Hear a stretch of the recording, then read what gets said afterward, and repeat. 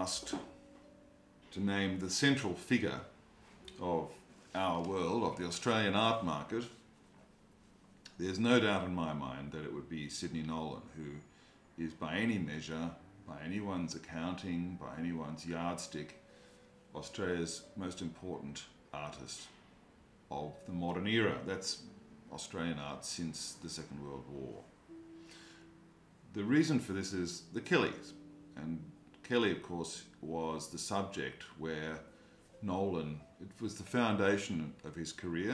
The 1945 paintings, which we all know and which are the greatest monument of Australian modern art, in my opinion, are now all, with one exception, hanging in Canberra, are an exciting and wonderful and highly successful group of paintings. Nolan was a hard-working man. He had a great work ethic.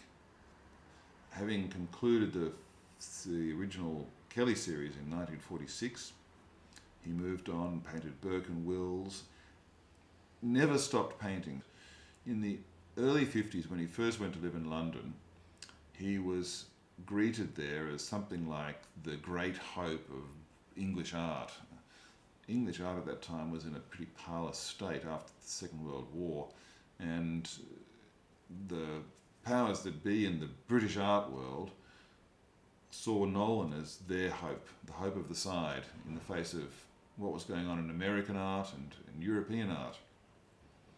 So in 1955, he was preparing an exhibition which was to be held at the Redfern Gallery in London, and he produced another series of Kelly paintings. The painting in our auction, Kelly, 1959, belongs loosely to this group of second series Kelly paintings.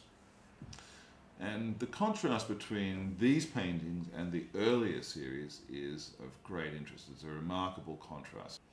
The first series, we all know, it's all about narrative. You see the story of all the events of Kelly's life recited in great detail, and sometimes in very fine detail.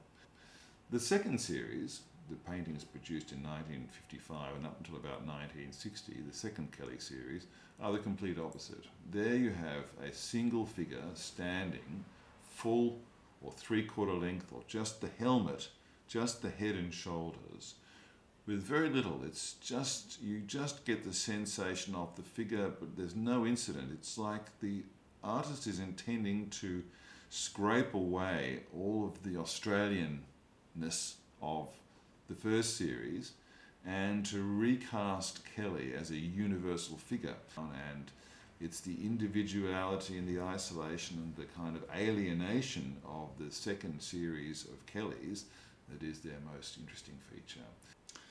Nolan's head, 1959, is being offered by Menzies as part of the Eva Brewer collection. We're very proud that this collection has been consigned to our sale. It'll be a highlight of our March auction. We look forward to seeing you at the sale.